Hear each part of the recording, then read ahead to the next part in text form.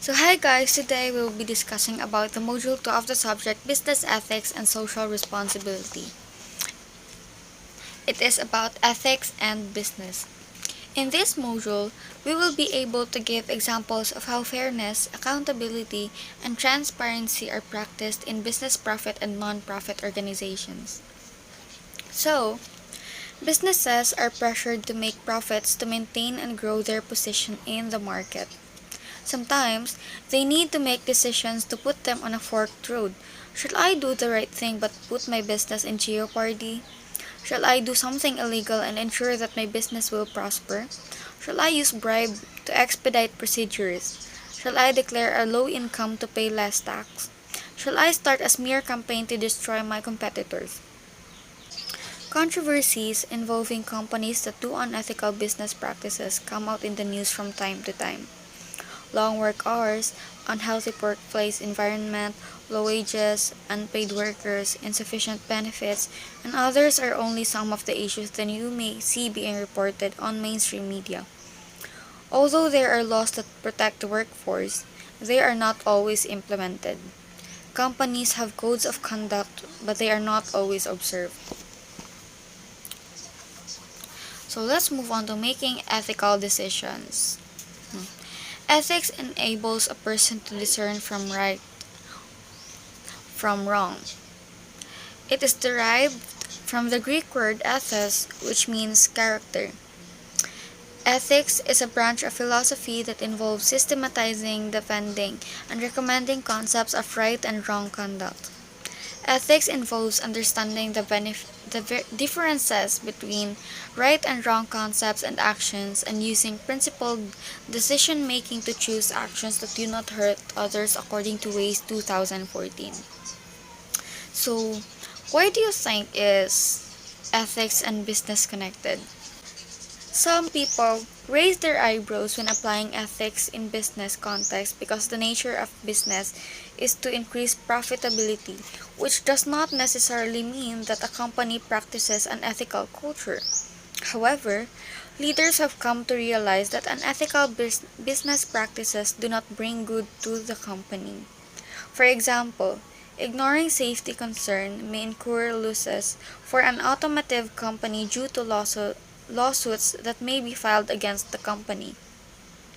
Harming the environment through chemical leaks and spills may force a company to close down.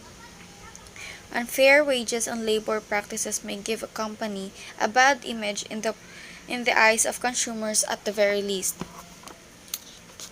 The concern today is not about the need for the rationale for ethics to be part of a business, but rather about how ethics should be integrated in the business practices. Business ethics gives emphasis on ethical decision making. Decisions made in every aspect of the company must consider ethics, remembering the greater good and doing what is morally right.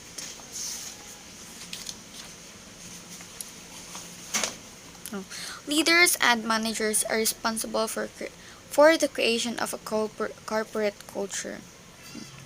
So, what is corporate culture? This is the business environment created by an organization to foster a common understanding of what the company advocates.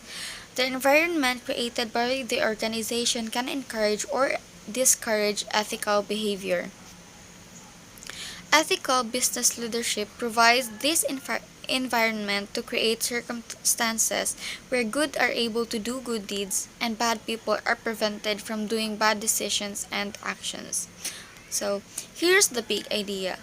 Ethical business leadership creates an environment where ethical behavior is encouraged. So, it is more like forced, like good people are able to do good and bad people are prevented from doing bad. Ethics covers how we act and how we live our lives at its most basic level.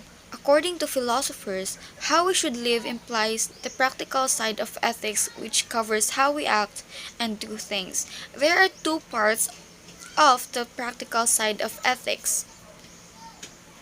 How we should act is the normative side of ethics, which deals with our reasoning on how we are supposed to act on certain situations.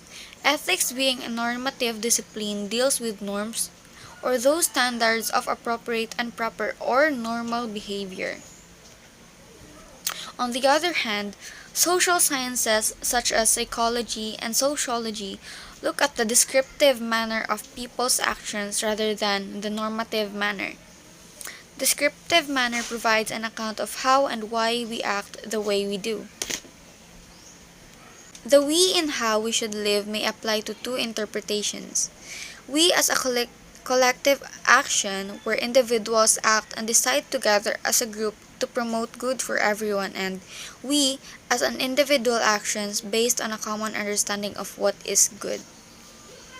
This meaning of ethics is based on one's own value structures as defined by moral systems.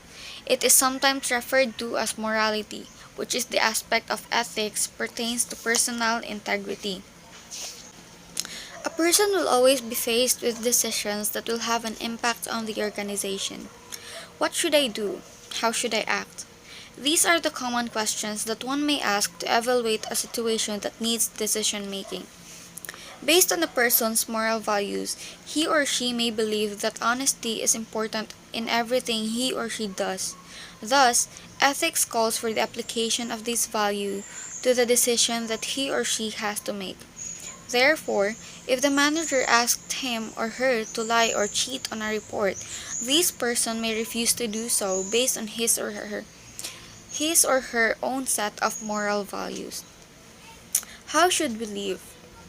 This question refers to how we live together in consideration of the other members of the community. Society, social institutions, and organizations are supposed to mold their cultures in consideration of justice, public policy, law, civic virtues, organizational structure, and political philosophy. The molding of cultures by society is called social ethics. Businesses should be concerned with how they are structured, whether they have a responsibility to the society through the practice of corporate social responsibility or CSR, and how their decisions will impact the life of many people other than the person making the decision. For example, a manufacturing plant will have to determine how the company is making a difference in its employees' lives by providing just benefits and wages and a safe workplace that is free from health hazards and security threats. It will also have to come up with environmentally friendly practices so it will not harm the environment. Example, implementation of proper waste disposal practices instead of just dumping liquid and solid wastes to rivers and the community around the factory. There are different types of values in terms of the end they serve. We have the financial values, legal values, and ethical values. Financial values are concerned with monetary ends. Legal values uphold the law and so on. Ethical values uphold human well-being. Actions and decisions must be based on promoting human well-being. Respect, dignity, freedom, and democracy are just some of the things that promote human well-being. However, this does not mean that human well-being promoted by ethical values is personal and selfish. They still should serve the greater good for everyone's well-being. Ethics perspective teaches that no one person's welfare is more worthy than any others, and thus ethical acts and choices should be acceptable and reasonable from all relevant points of views. Next, we have ethics and law. Ethics and law. Law govern a country, and the citizens are expected to follow what the law require, expect, or permit. Business organizations have to follow regulations and rules set by the government and other governing bodies. Examples are Advertising Board of the Philippines and the like. The law provides important legal considerations to ethical decision making. However, legal norms and ethical norms are not equivalent at the same time. A company may pay entry-level workers with salary based on what the law mandates as the minimum wage. However, the company may pay more or offer more benefits, example, rise allowance and health insurance, and etc., to provide better compensation for minimum wage earners. Paying what the law mandates conforms to legal values but offering more benefits to employees who need them satisfies ethical values. Corporate social responsibility or CSR focuses on an organization's responsibility to take action in upholding the welfare of the society. CSR does not focus only on merely complying with what's legal. If it finds a way to make business practices better for all the stakeholders, including those that they directly or indirectly impact. Many factors affect the way businesses are conducted, which may pose challenges to business organizations and to their ethical values. Among these factors are economic environment, technological environment, and government and legal environment.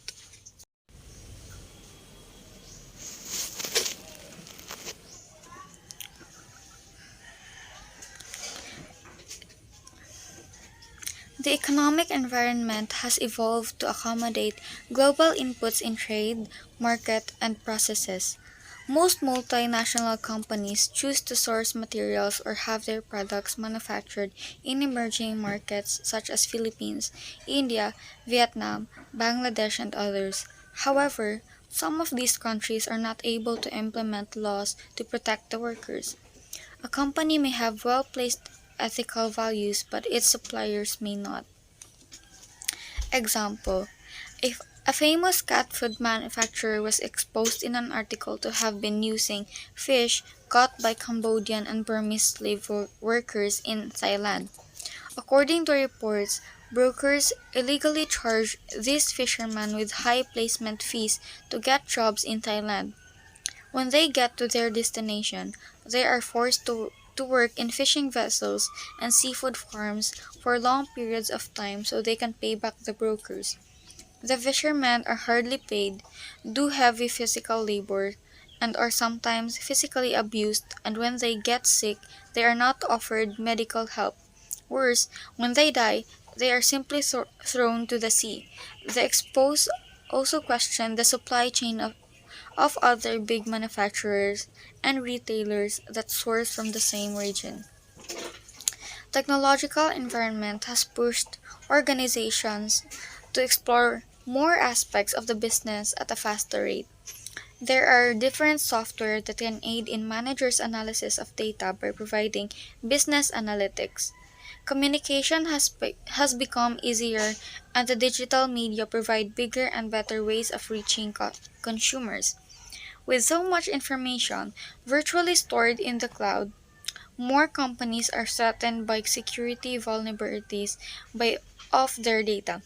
Example: businesses these days employs the use of a mobile application or app to reach their consumers.